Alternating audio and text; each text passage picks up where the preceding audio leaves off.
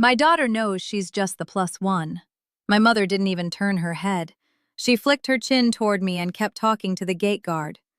20 years wearing a uniform, and she's still nothing but a desk clerk pushing papers. Not exactly someone worth introducing. Just swipe her card and let's move this along. She didn't look at me, but the guard did. His flashlight hit my card. The beam stopped on the gold seal. Blood left his face. All of it. He stumbled back, slammed his heels together, crack, and snapped to attention so hard his whole body locked rigid. He lunged into the booth, grabbed the red phone, and screamed, "Alert! We have an admiral at the gate! I repeat, a flag officer is on site!" My mother laughed, told him he'd lost his mind. She didn't know that 30 years of playing invisible had just officially ended. But before I tell you why that night was the only night in 3 decades they truly saw me, and who ended up paying the price, hit that like button, subscribe to this channel, and don't go anywhere, because what happened next, nobody in that car saw coming. The year I turned 10, my father, a Navy ship welder whose knuckles were permanently black with grease, dropped a chunk of bent steel shaped like an anchor onto our kitchen table, hard enough to crack the formica. He planted his fists on either side of it and declared, "Only things you can hold in your hand have any value. No church, no scripture. That was the only religion in our house." I was standing 3 feet away, clutching a certificate so tightly the corners had gone soft and damp. First place at the county science fair. I'd built a scale model of an Arleigh Burke-class destroyer out of scrap metal solder and 6 weeks of staying up past midnight in the garage. I held it up. My father's eyes swept over it, found no raw steel worth gripping, and he shrugged. Just shrugged one shoulder, lifting and dropping like a piston, and walked away. He didn't say a single word about the ship, the prize, or the 6 weeks. 3 seconds later, Grant kicked the back door open. He was 8 years old, still had baby fat on his cheeks, and he was holding a gold-plated plastic trophy above his head with both hands like an Olympic torch. Junior track and field, 3rd place in the 50-yard dash. My mother launched herself across the kitchen, wrapped Grant in a bear hug, and shrieked so loud the neighbor's German shepherd started howling through the fence. She kissed his forehead. She kissed the trophy. She put it on top of the refrigerator, center stage, where the whole family could admire it. I stood outside the frame. I was always outside the frame. That pattern of invisibility became a death sentence at 16, the day of my father's funeral. Grant the golden boy, the athlete, the one whose participation ribbons covered an entire wall, collapsed into my mother's arms at the church and sobbed with the theatrical precision of someone who knew every camera was pointed at him. The whole family circled around him. Uncles squeezed his shoulders. Aunts called him the man of the house now. He got all the grief and all the spotlight, even in death. I didn't cry. I stood behind a support column with a borrowed flip phone and a legal pad, settling $6,300 in hospital invoices, arguing with the funeral home about the overcharge on the casket rental, scheduling the hearse route, confirming the cemetery plot number. That night, while Grant slept in my mother's bed like a child, I sat at the kitchen table until 4 in the morning, handwriting 61 thank you cards in my Nest cursive to every single person who had attended. I arranged them in 4 perfect rows on the counter and went to sleep on the couch for 90 minutes. At 6 a.m., my mother swept all 61 cards off the counter and into the trash can with one arm. Didn't read a single one. Didn't pause. Didn't even break stride on her way to the coffee pot. Clear off this table. I need room to display Grant's trophies properly. Nobody reads thank you cards, Emily. I bit the inside of my cheek until I tasted copper and swallowed it. At 18, I carried my Naval Academy scholarship letter home in an envelope I'd pressed flat with an iron because I wanted it to look perfect when she opened it. Full ride, 4 years. One of 27 women selected from 11,000 applicants. I had spent 3 months training for the physical fitness test alone, running 5 miles every morning before school in the dark, doing push-ups on the concrete floor of the garage until my arms gave out. I placed it on the table and waited with my hands behind my back, parade rest, as if presenting an award to a superior officer. My mother was filing her nails. She stopped, picked up the envelope with the tips of 2 fingers like it might be contaminated, scanned the first line, and gave me a look that could have stripped paint off a hole. The Navy. So they're going to teach you how to file paperwork for free. I just pray you don't bury yourself in some godforsaken outpost and embarrass this family more than you already do. Grant sprawled across the couch with a game controller welded to his palms, snorted through his nose a thin nasal laugh that carried no humor, only contempt. I should have screamed, flipped the table, told her the acceptance rate was lower than Harvard's, but the brain of a future naval officer was already running calculations that had nothing to do with emotion. I remembered Admiral McRaven's commencement words, "Make your bed and never ring the bell." I made a strategic decision that would cost me the next 30 years of my life. I would shrink. I would compress myself into the smallest possible volume so my mother could orbit around Grant without my shadow getting in the way. I folded the scholarship letter in half, stuffed it into my backpack, and yanked the zipper shut with a single sharp pull, the metallic teeth grinding closed. That was my oath. I locked my pride inside a bag and left it there. I turned, walked out of the kitchen, out of the house, and did not shed a single tear. I began a 30-year campaign of voluntary disappearance. 40 meters below the surface of the Persian Gulf at 0:30, the water wrapped around my body like wet cement. Visibility 18, in temperature barely above hypothermia threshold. I regulated my heart at 60 beats per minute, not because I was calm, but because the device strapped to the foreign ship's hull 3 feet from my face would detonate if it detected vibration above a certain frequency. One tremor in my fingers, and my dive team would become a debris field. I positioned the cutting tool around the detonation circuit. 3 pounds of pressure. Steady. I severed the wire.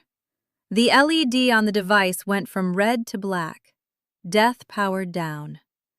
I broke the surface, ripped off the oxygen mask, and gasped in night air that tasted like diesel fuel and salt. Sea wind lashed across my face hard enough to make my eyes water. I ran my tongue across my lower lip and tasted blood. The pressure differential had cracked the skin from the inside. In this world, the world of explosive ordnance disposal at the tip of American foreign policy, I was the one they called when the math said nobody would survive. Out here, I wasn't invisible. I was everything. I hauled myself over the gunwale of the destroyer and landed on deck plating that vibrated like a tuning fork. Before I could strip my dive gear, the communications officer jogged over and pushed my personal cell phone into my wet glove. The satellite had finally caught a signal. One notification glowed on the cracked screen. A text from my mother. Grant needs $15,000 for a Porsche deposit. ASAP. His partners need to see class before they sign. Wire it now, you're at sea anyway. Not like you have anywhere to spend it. She texted a financial demand the same way someone sends a pizza order. No greeting, no question about how I was. Completely oblivious to the fact that 10 minutes earlier, I'd been nose to nose with a weapon designed to kill everything within a 200-meter radius. The bleeding had been going on for years. It started small, a utility bill here, a car repair there, and metastasized into something monstrous. My mother's boutique investment fund cratered after she poured $60,000 into a vineyard partnership run by a man she'd met at a charity auction. I covered the losses. Grant reinvented himself as a defense industry consultant. No clearance, no credentials, no contracts. Just a leased office in a glass tower and a wardrobe that cost more per month than a junior enlisted sailor's annual salary. I financed the entire performance. When his first fake venture collapsed, I wired $40,000 to keep creditors from filing. When his second one stalled, I covered the rent on his office for 8 months. Bethany, his wife, redecorated their house twice in 3 years using my deployment pay as a decorating budget. Nobody thanked me. Nobody even asked how I was. The money simply appeared in their accounts, the way oxygen appears in a room invisible, taken for granted, missed only when it stops. I systematically drained my hazard pay, the supplemental compensation the Navy issues specifically, because there is a statistically meaningful chance you will die during your next shift, and routed it into their bank accounts through automatic transfers. I'd set up to avoid the indignity of being asked repeatedly. The total over 15 years exceeded $400,000. Money earned at the bottom of oceans inside blast zones in the dark. Money that smelled like salt water and C4 and blood. I logged into the banking app, typed the password with wet, salt-trusted fingers. The balance dropped, but the number on the screen was not the poison. The poison was that they cashed every cent while still believing completely, absolutely without a flicker of doubt that I was a low-level clerk who answered phones in a windowless office somewhere. Transfer confirmed. Screen went dark. Immediately, my executive officer crossed the deck at a run, reporting hostile surface contacts approaching the maritime exclusion zone. I pushed the phone deep into my chest pocket, sealed off every personal emotion the way you seal watertight doors on a flooding ship, compartment by compartment, until nothing gets through. General quarters, all hands to battle stations. Route 3,000 sailors to firing positions. My voice was steel on steel. I issued combat orders to a fleet while my mother waited for a Porsche deposit. I kept feeding their fantasy to maintain a peace I was starting to realize had never actually existed. But somewhere behind the sealed doors inside my chest, a detonator had just armed itself. Thanksgiving 2023. Grant wore an Italian 3-piece suit, charcoal gray peak lapels, pocket square folded into a crown, all purchased on my dime. He positioned himself at the head of the table before anyone else sat down, poured himself wine from the most expensive bottle, and held court for 45 minutes. He delivered a monologue about defense contracts, global security consulting, and his personal connections inside the Pentagon, pausing only to chew or to accept my mother's adoring gaze from across the table. Then he raised his glass and aimed his voice at the entire room. I'm advising the Pentagon on strategic acquisitions right now. Admiral Mitchell, the one running naval operations, had to call me last Tuesday for my professional opinion. He said the name the way you'd mention a neighbor, casual, familiar, as if a flag officer were someone who borrowed his lawnmower on weekends. Grant kept going, emboldened by the silence around the table. Mitchell and I are working on a classified naval defense project. Can't say too much, obviously, but let's just say when the contract closes, we're talking 9 figures. He winked at Bethany, who nodded along with the glazed smile of someone who'd rehearsed this dinner theater in advance. Uncle Ray whistled. Aunt Donna clutched her chest. The cousins leaned forward in their seats like they were watching a movie. The instant the name Mitchell hit my eardrums, a piece of turkey lodged sideways in my throat.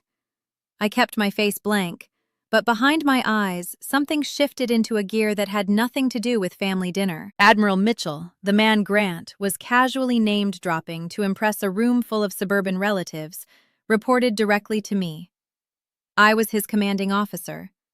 48 hours earlier, Mitchell had stood at rigid attention in a classified operations center aboard a carrier strike group, saluted, and requested my authorization to proceed with a mine-clearing operation in contested international waters. He called me ma'am. He waited until I nodded before he moved. The classified project Grant was fabricating at this dinner table didn't exist. Mitchell's actual classified work involved explosive ordnance disposal corridors that I personally oversaw. Corridors that had nearly killed me twice in the past 18 months. I gripped my fork handle until the tendons in my wrist went white. I ran tactical breathing, 4 counts inhale, 4 counts hold, 4 counts exhale. the same pattern I use when I'm working a live device and my hands need to be surgical. It was the only thing standing between me and flipping that Thanksgiving table onto its back. My mother radiated. She reached across the cranberry sauce and stroked Grant's arm like she was petting a thoroughbred. Then she swiveled toward me. Her eyes went flat and sharp the way they always did when she needed a target. "See, Emily? Your brother works with admirals.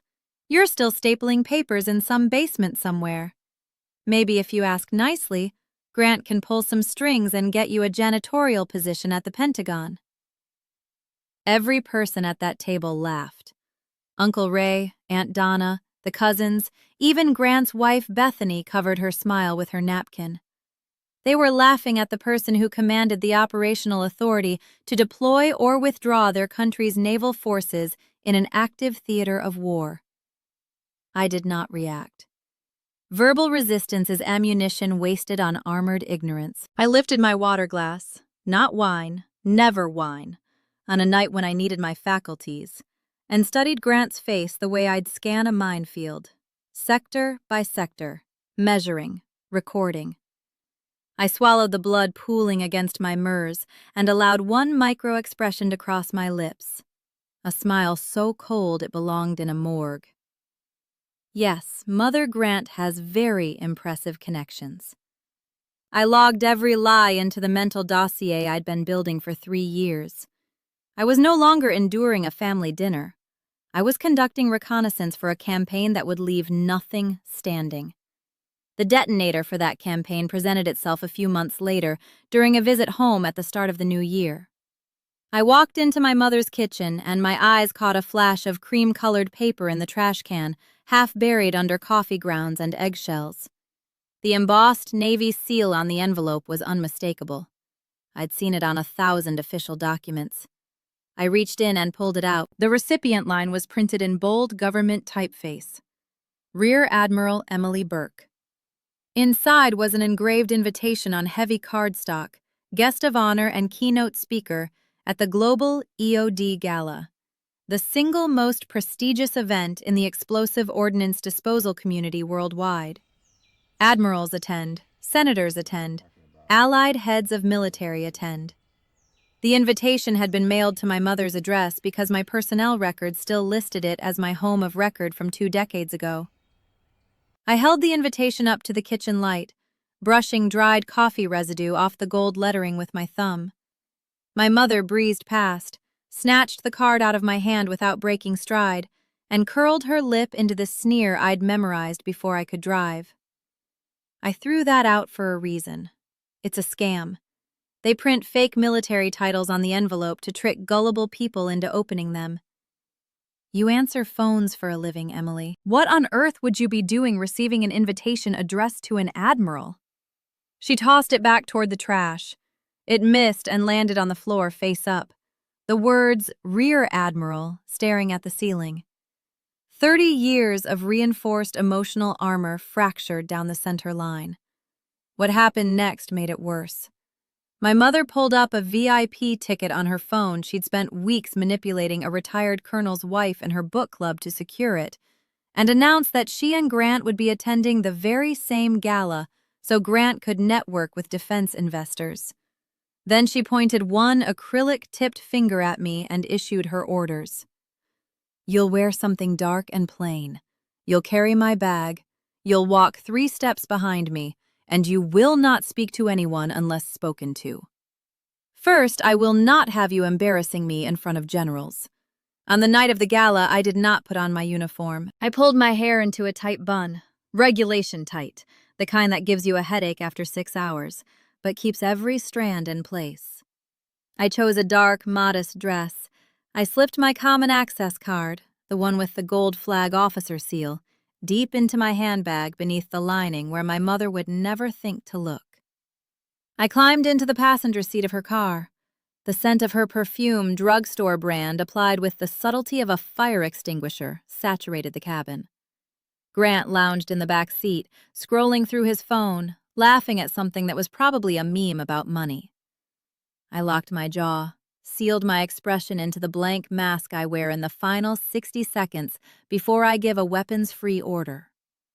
Tonight, I would not steer. I would let my mother pilot her own ship at full speed into a reef she couldn't see. 5 p.m. The car rolled to a stop at the entry control point. My mother thrust her phone toward the windshield, waving the VIP ticket and rattling off names of colonels she'd Googled during the drive. The gate guard, young crew cut 6 months out of boot camp, ignored her. He leaned down and aimed his mag light through the passenger window at me. Standard procedure. Check every occupant. My mother let out an exasperated huff. She's just the +1. 20 years in a uniform and she's still a desk jockey stamping forms. Swipe her through. She's nobody worth holding us up for. My silence ended right there. I extended my common access card through the open window. The flashlight beam tracked across the laminate past my photograph, stopped on the gold flag officer seal. I watched the transformation happen in real time. The guard's pupils dilated, his jaw slackened. The blood retreated from his face the way a tide retreats before a tsunami all at once, leaving nothing behind but pale, exposed ground. He rocked backward, then some deep, drilled-in reflex took control of his body. His heels drove into the pavement with a crack so loud my mother flinched. His posture snapped vertical. His hand rocketed to his temple. He spun on his heel, threw himself through the booth door, and ripped the red phone off the wall. The words came out at a volume that echoed off every surface within a 100 meters. Alert! We have an admiral at the gate. I repeat, a flag officer is on site requesting protocol escort immediately. My mother laughed a high, disbelieving cackle. She leaned across me and shouted toward the booth. Stand down, soldier! You've made a mistake. She's just my daughter, a file clerk. There's been a mix-up with the card.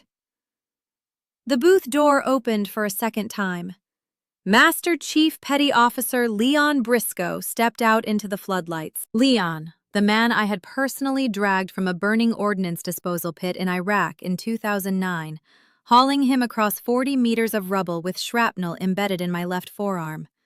The man who had sworn on a hospital gurney in lawn tool that he would spend the rest of his career making sure anyone who served with me knew exactly who I was. His face, tanned leather, creased by sun and blast concussions, transformed the instant he recognized me. A grin broke across it like dawn breaking across a flight deck. He marched to the passenger side, stopped precisely 6 feet away, and delivered a salute that could have been photographed for a recruiting poster. Admiral Burke, ma'am, it is an absolute honor. The fleet has been awaiting our guest of honor all evening. We have an escort standing by. The oxygen inside the car evaporated. My mother's hands fused to the steering wheel. Her knuckles transitioned from pink to chalk white in under 2 seconds. I could hear her breathing change shallow, fast. The respiratory pattern of someone whose entire reality has just been carpet-bombed. In the back seat, Grant made a sound I'd never heard from a human being before. A wet, strangled rattle like a man choking on his own disbelief. I spoke low, measured the voice of a commanding officer who has spent a career issuing orders that decide whether people live or die at ease. Master Chief, it's good to see you're still standing. I reached for the door handle. My mother did not move to help, could not move, and opened my own door. I stepped onto the pavement, straightened the hem of my dress, and looked back through the car window at the 2 people who had spent 30 years calling me invisible. I said nothing more. I turned, squared my shoulders, and walked through the checkpoint and into the grand hall without looking back. Behind me, my mother sat frozen, her key stuck in the ignition, her mouth open, unable to produce a single sound. If you've ever bitten down on your own tongue and swallowed your pride to keep a fake peace with a family that never saw your worth, hit that like button and share your story in the comments below, because the payback I delivered next will speak for every single one of you who was never given the respect you earned.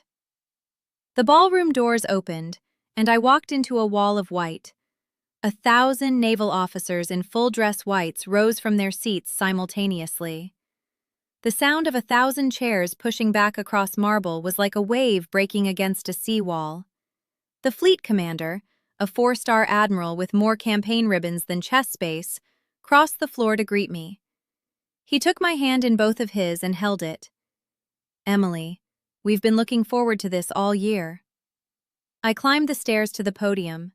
Behind me, a projection screen displayed my official service photograph alongside the words, "Guest of Honor, Rear Admiral Emily Burke, EOD." The photograph was 20 feet tall. My mother was sitting 40 feet away from it. Under the chandeliers, I swept the room the way I sweep a target area, systematic, methodical, missing nothing. I found them. My mother and Grant squeezed into seats at a back corner table, their name placards handwritten in last-minute cursive because they'd barely made the guest list. Their faces were the color of wet newsprint. My mother's mascara had already started to run. Grant sat rigid, his expensive Italian suit suddenly looking cheap under the ballroom lights. His jaw clenched so tight I could see the muscles twitching from the stage. The man who'd spent Thanksgiving telling the family that Admiral Mitchell calls him for advice was now surrounded by the real military professionals he'd been impersonating for years. And not a single one of them knew his name or cared to learn it. I delivered my keynote. The hall went silent, not polite audience silent, but combat briefing silent, the kind of quiet where you could hear a pin hit carpet from across the room. I spoke about the men and women who clear the path through darkness so others can walk safely in daylight. I spoke about sacrifice that asks for no audience and courage that operates without applause. I spoke about the soldiers who volunteer for the missions nobody else will take, the ones who crawl toward the device while everyone else runs the other direction, and how their families sometimes never learn to understand the weight of that choice. Then my gaze locked onto my mother's position in the back corner, and my voice dropped half an octave, sharpened to a cutting edge. Silence is not a tragedy. It is the mission. As long as you are the one who chooses to walk in the dark, not someone who was forced to become invisible by the very people who should have seen them first. My mother's head dropped. She stared at her own lap for the remainder of the evening. Grant didn't move. He sat frozen in a room full of uniforms he had never earned. And for the first time in his adult life, he had absolutely nothing to say. After the final toast, Colonel Priya Anand intercepted me in a side corridor. Priya, the woman who had pulled me out of a collapsed structure in Kandahar 17 years ago, slapped my helmet when I wanted to quit, and told me I was too stubborn to die, stood blocking the hallway with her arms crossed and her jaw set. Her eyes held equal parts fury and grief. "Let me make sure I understand what just happened tonight. You allowed your mother to drive the guest of honor through a military checkpoint in the passenger seat. You sat there while she told a United States sailor, your sailor, that you were nobody. You let her call you trash in uniform in front of your own subordinates, and you absorbed it like it was normal." She stepped closer, close enough that I could smell the gunpowder-scented cologne she'd worn since our days in Kabul. "I watched you disarm a daisy chain, IED, in a sandstorm without flinching, Emily. But your mother says one cruel sentence, and you fold like a recruit on day one. How long? How much more blood and rank are you going to hand over to people who use you as a cash machine and spit on the receipt?" The words hit me the way a flashbang hits a dark room.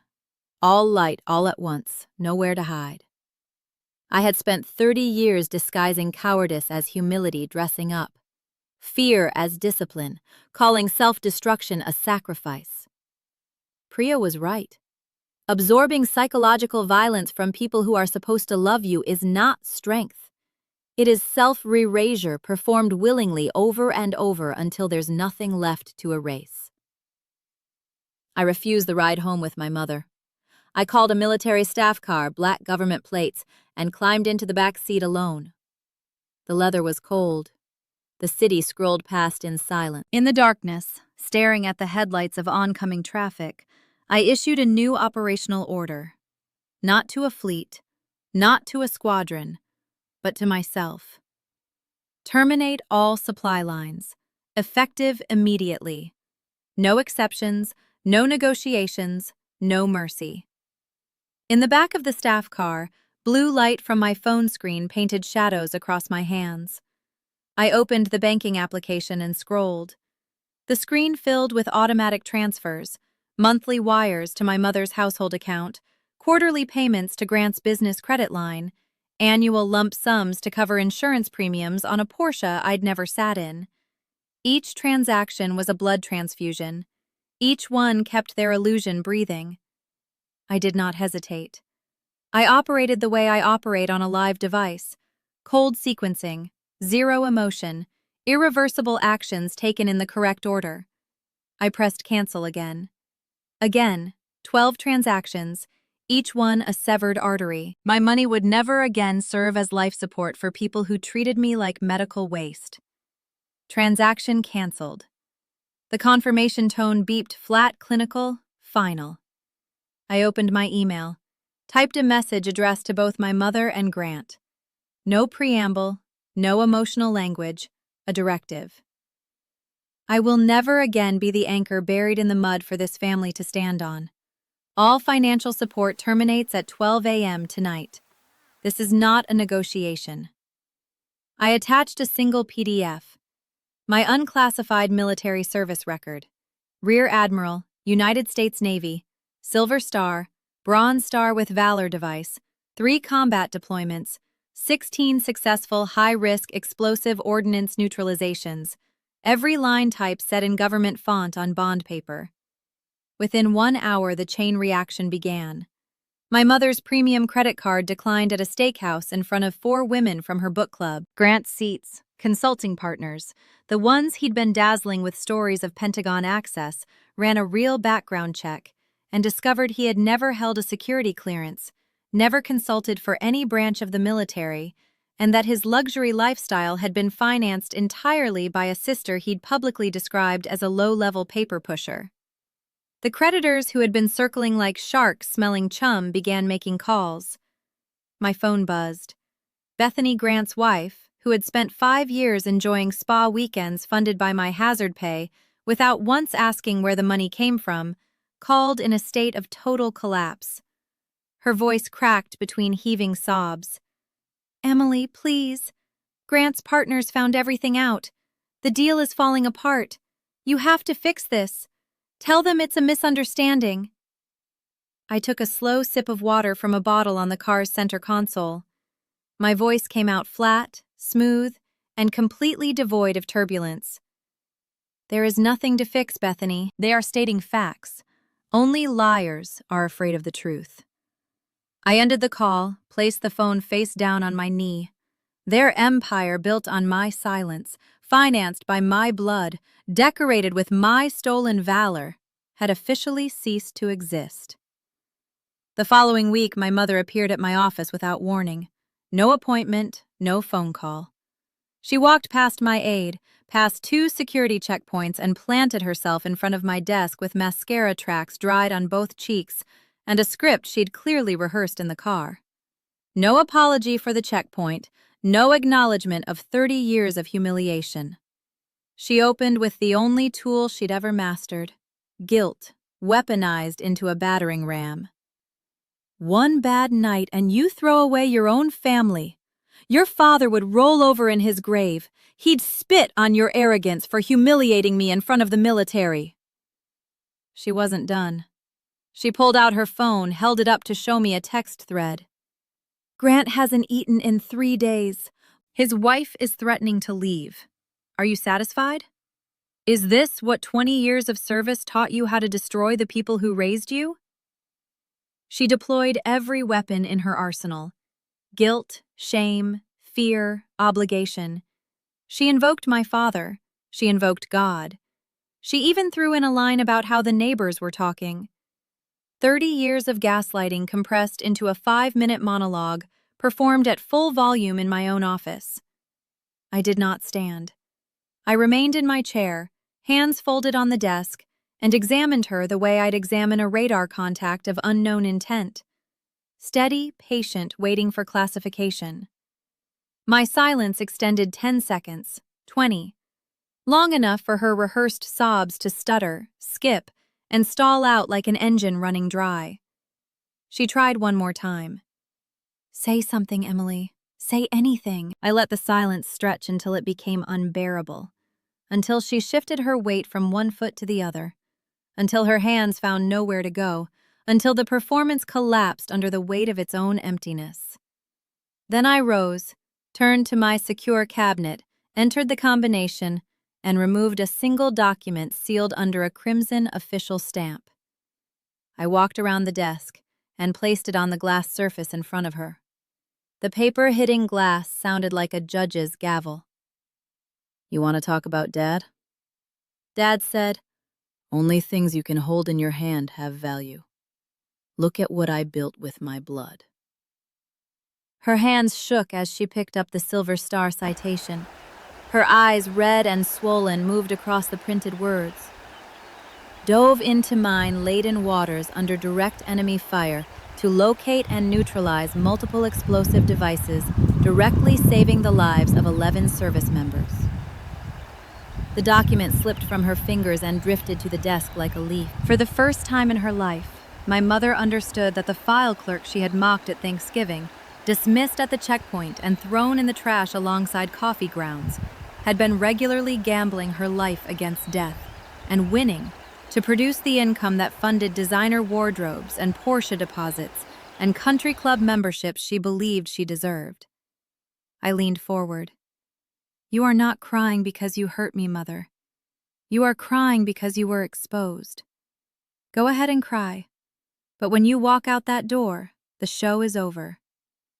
She folded at the waist, collapsed into the chair, covered her face with both hands, and wept. Not the theatrical sobbing she'd deployed as a weapon for decades, but the ugly, airless crying of a person who has just discovered that the foundation under their entire life was made of paper. A month passed, then my mother called. Her voice was barely recognizable. Horse-stripped, emptied of every note of superiority, the way a house is emptied after a foreclosure. She asked me to come to the old house just once, just to see something. I pushed the front door open. The kitchen smelled like dust and cold coffee. She was sitting at the table, both hands flat on the surface, staring at a wooden toolbox in the center. My father's toolbox. It was caked in a 1/4 inch of gray dust, dragged out from the back of a storage closet where it had been sealed since the day he died. Nobody had opened it. Nobody had cared to. I walked to the table, ran my fingers across the lid. The dust was gritty under my fingertips, the wood rough and swollen from years of humidity in an unventilated closet. I lifted the lid. Inside, wrapped in an oil-stained cloth that smelled faintly of WD-40 and pipe tobacco, I found 2 things. The first was a newspaper clipping, yellowed and brittle at the edges from 20 years ago, a small photograph of a young woman in dress whites. The headline, "Local woman commissioned as Navy Enon." He'd cut it out. He'd kept it. Beneath the clipping was a second one, even older. My science fair certificate from when I was 10. The one he shrugged at. It was laminated. He'd taken the time to laminate it. The second was a piece of scrap steel roughly 3 inches long, hammered and bent into the crude shape of an anchor. Etched into the surface with a welding torch in uneven workman's letters that wobbled slightly on the curves were 5 words. Anger of my life. My daughter. My mother spoke first. Her voice broke on every other word. "I found this 3 weeks ago. I was cleaning out the closet because the bank is threatening to take the house. I opened the box looking for tools to sell, and I found this." She pressed her palm against the table. "Your father never told me. He never said a word about any of it. He let me believe he didn't care about you either. My father, the blunt-fingered, smoke-stained man who worshipped only what his hands could grip, had seen the steel inside me from the very first day. He had recognized what I was before I did, and he had hidden that recognition in the deepest, most private place he owned. Told no one, shown no one, because tenderness was a language he had never learned to speak out loud. My mother raised her face. Her eyes were nearly swollen shut. She asked a question that detonated 30 years of silence in a single breath. "Emily, why did you let me do that to you? Why did you let me treat you like you were nothing?" My vision fractured. The tears I had held behind sealed compartment doors for 3 decades finally breached the hull. I drew one long, shaking breath and answered her. "Because I took Dad's philosophy and applied it to the wrong war. I made myself invisible so you and Grant could take up all the space. I taught you how to dismiss me. I trained you to believe I was small." There was no accusation in my voice, only clarity. Both of us saw the wreckage at the same time. Sacrifice performed without boundaries doesn't create gratitude. It creates entitlement. And entitlement left unchecked becomes cruelty.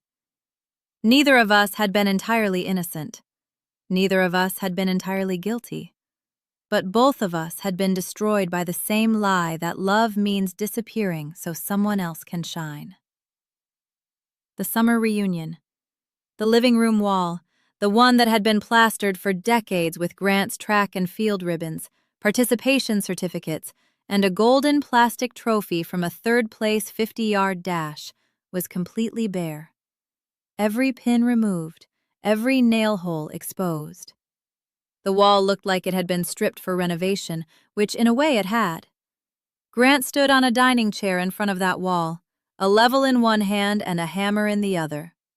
His hands were trembling, not from exertion, but from something he didn't have the vocabulary to name. Carefully, with the kind of deliberate precision I had never seen him apply to anything in his life, he positioned the frame containing my official Rear Admiral appointment letter and the Silver Star citation, centered it against the wall, and drove 2 nails into the plaster.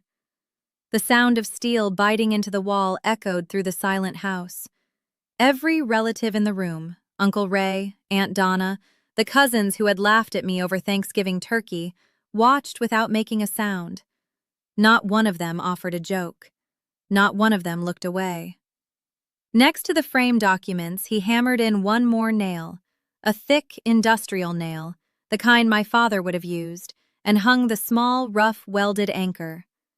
My father's philosophy and my blood mounted side by side for the first time in 30 years. Grant stepped down from the chair, set the hammer on the table without a word, poured water into my glass with both hands, and sat down with his head bowed so low his chin nearly touched his chest. Not one word of self-promotion left his mouth for the entire evening. The man who had spent his adult life fabricating, inflating, and performing, the man who had once told a table full of relatives that admirals called him for advice, had finally run out of lines to deliver. Before the meal, my mother pushed herself to her feet.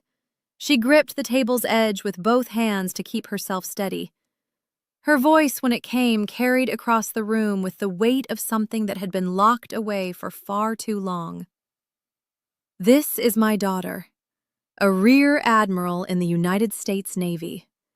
A woman who dove into minefields and disarmed death with her bare hands to protect the people who served beside her for 30 years. I forced her to be invisible. I told her she was nothing. I was wrong. Tonight I am asking her to step into the light, and I am asking all of you to see her the way I should have seen her from the beginning.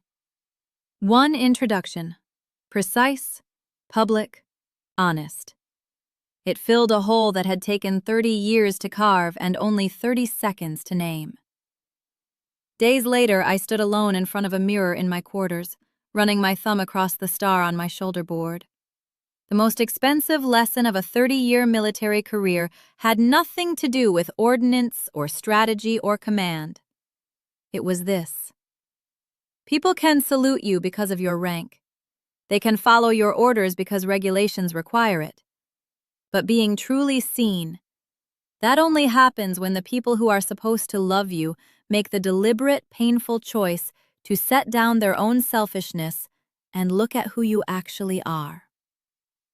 Pride does not come from endurance. It does not come from silence.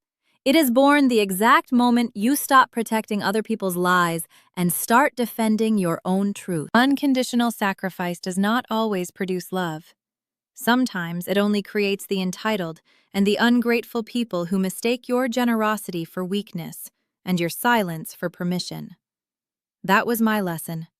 It was paid for in decades of blood-swallowed pride and nights spent defusing bombs so I could wire the money home to people who didn't know my rank, didn't know my name, was on a silver star, and didn't care to ask.